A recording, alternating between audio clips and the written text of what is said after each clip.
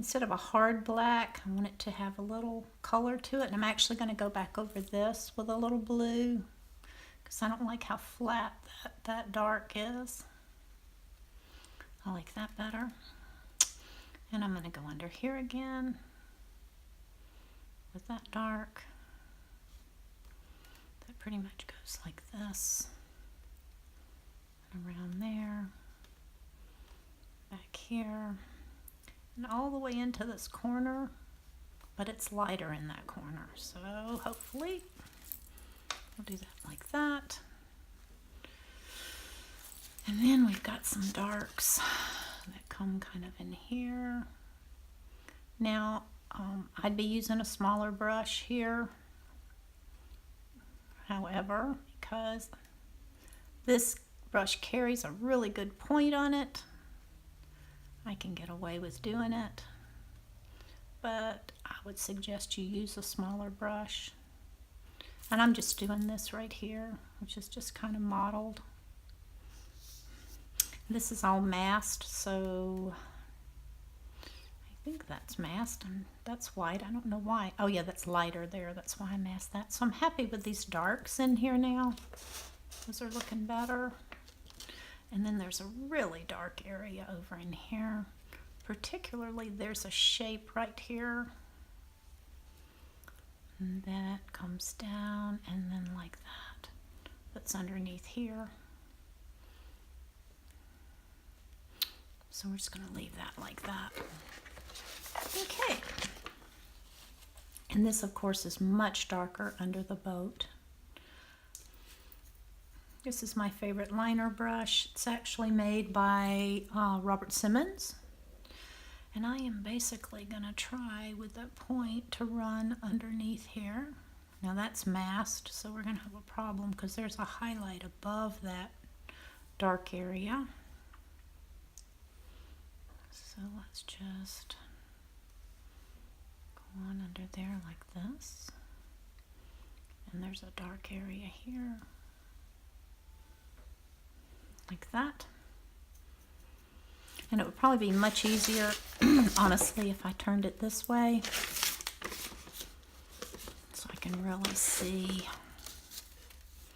what I'm doing here and where the darks start. It's always better if you bring the brush toward you rather than away from you.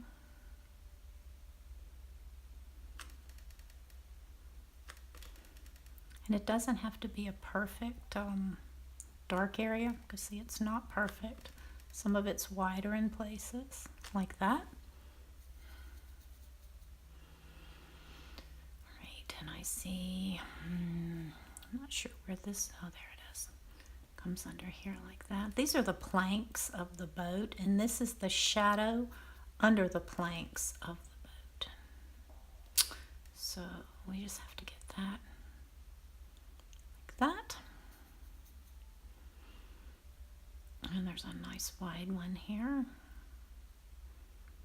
When I paint shapes. I don't really think that I'm painting, you know, I don't really think, well, this is a boat and therefore it has to look like this.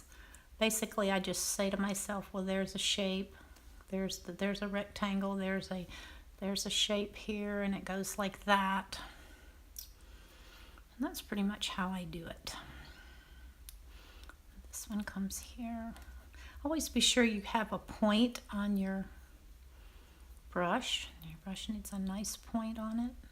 And you see I'm kind of holding it tightly up here, almost like a pencil. And the reason is just for control.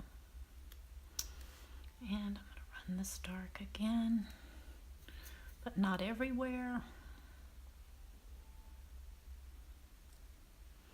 Just in some places where the dark is, under there, like that.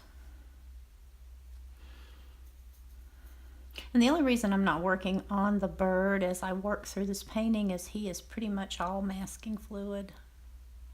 So I'm just waiting to work on him until I get the masking off. I'm just going to run the line under that, highlight. I think that's kind of nice. All right. I probably need to darken those up a little bit. These little shapes. And that's just a shape. And that's how I paint it. Now it's hard to paint detail with these. It's hard to paint detail with these fine liners because they are so long. The hairs are so long on these.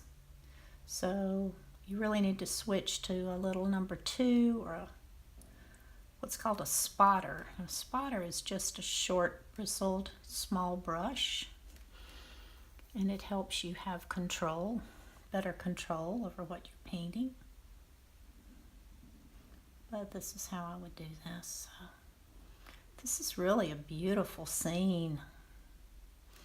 I've really been impressed with the photographs that I find on Pixabay and Unsplash. Mostly Pixabay though. I tend to use Pixabay most of the time. I have to say I like their photographs the best. Alright, this is really dark up here. And there's a definite line right here. Okay, so I'm going to pretty much call that done until I take the masking fluid off. So let me dry this and remove the masking fluid, and I will be back. Alright, I'm back, and I've taken off the masking fluid off this, and now I'm just going to push this back like that with Payne's Gray and Ultramarine, and just leave a few of these coming out instead of so many. So this is just negative painting.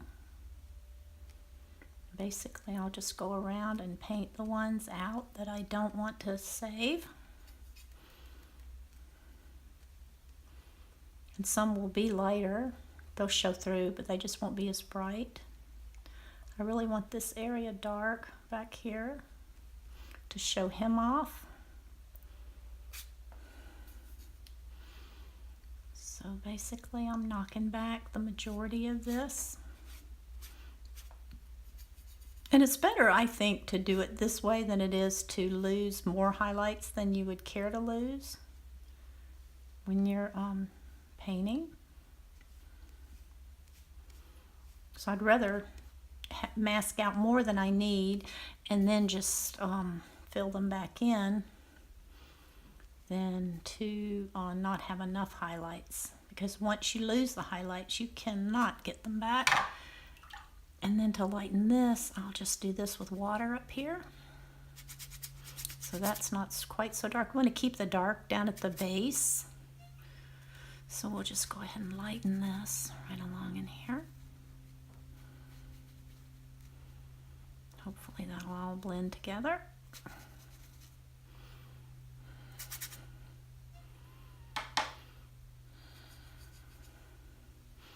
Doesn't appear to be a lot of logic as to which ones are hitting, the light is hitting, so I'm just randomly doing this just to create an interesting backdrop, because really the background is not your focal point, so you don't want to spend way too much time on this background.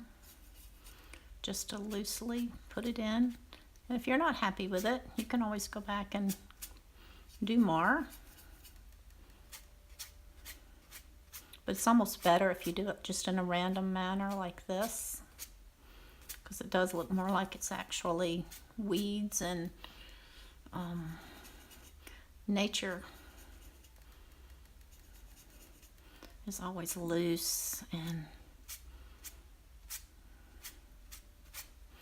alright, I'm liking that better. I think I will knock some of this back though. Just let a little, that's just like the sun is just catching some of this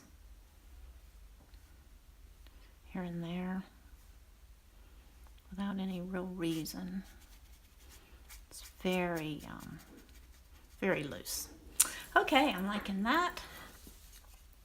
I think that's probably all I'm gonna do right there. I'm gonna leave that just like that. Maybe a little more dark just here and there. And this is just ultramarine blue with the tiniest bit of Payne's Gray in it to make it almost a navy color. And let's push a little bit more dark over in here, just because that's the edge. And we kind of want that to be darker.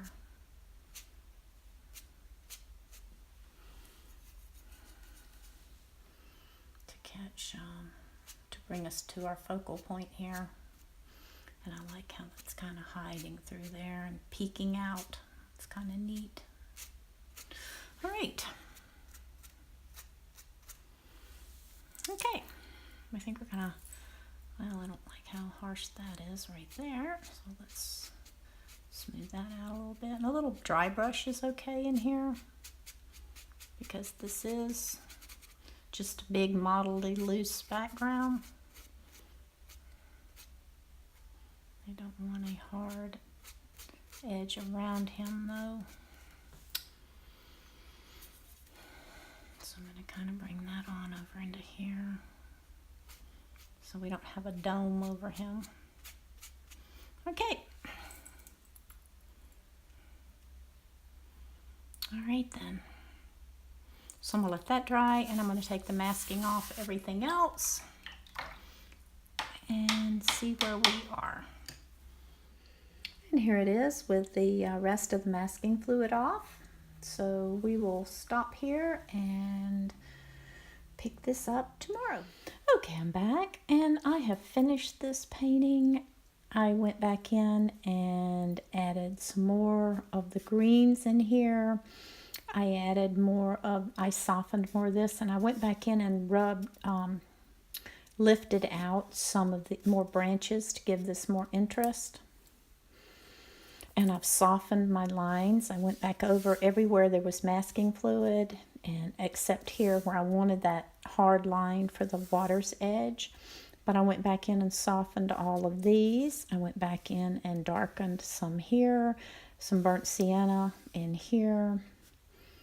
I went in with the bird, and although he's not clearly defined, I like how almost out of focus he is.